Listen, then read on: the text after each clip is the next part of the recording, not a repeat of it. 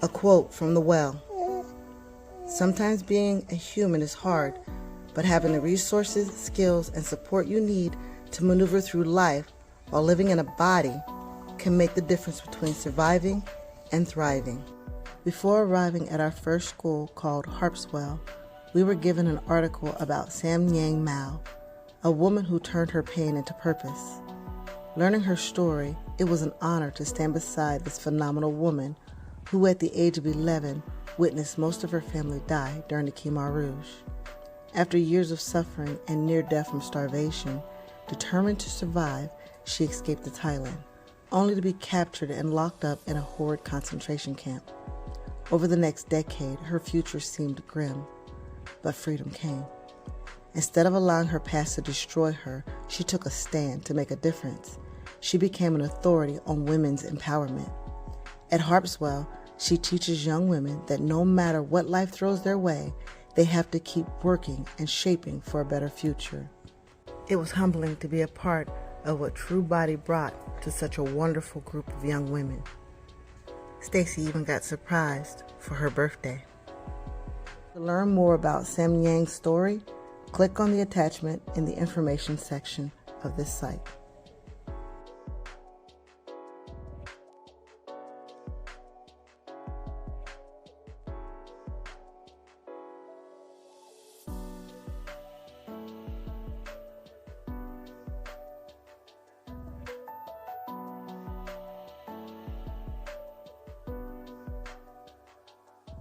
Stacy set up an experience for us at a Buddhist temple to receive a water blessing. Upon arrival, we were greeted by a woman and a little boy whom we learned is a 5-year-old orphan being raised at the temple by the monks. Cambodia doesn't have children's services, and children can't be adopted from there due to human trafficking. That saddened us, but we got ourselves in gear with him present to receive our water blessing. We knelt before the monk who prayed over us in Khmer as he threw water and flowers.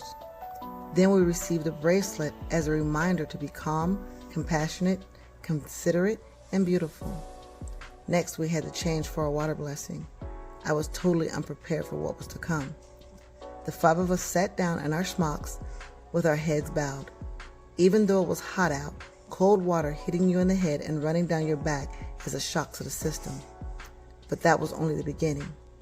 I heard the water hit Stacy, who was sitting beside me, so hard I wondered what he threw at her. She let out a ugh. Then the water hit Mary Ann just as hard, and she let out a ugh.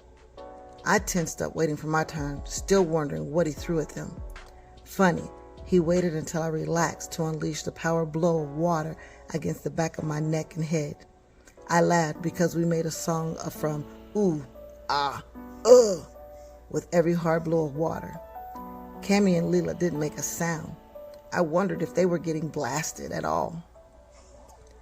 It was a purifying experience, receiving and knowing the significance of water, which relates to spiritual purification, physical cleanliness, and making a fresh start. Dinner time. But this evening, we are meeting with Mr. Alan Lightman, the man who posed the question, how is it that a collection of atoms and molecules can give rise to complex human experience? He recently started a mini-series on PBS called Our Quest for Meaning in the Age of Science. He authored the international bestseller Einstein's Dream. He is a theoretical physicist and best-selling novelist who founded Harpswell. We first met him at Harpswell. He observed the True Body work Stacy and Cammy from the Well were doing with the young women. At dinner, the floor was open for questions. Lila took the lead, picking his brain for information.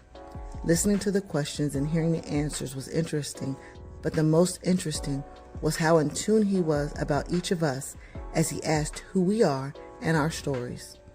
It was a pleasure meeting this extraordinary man who is doing extraordinary things.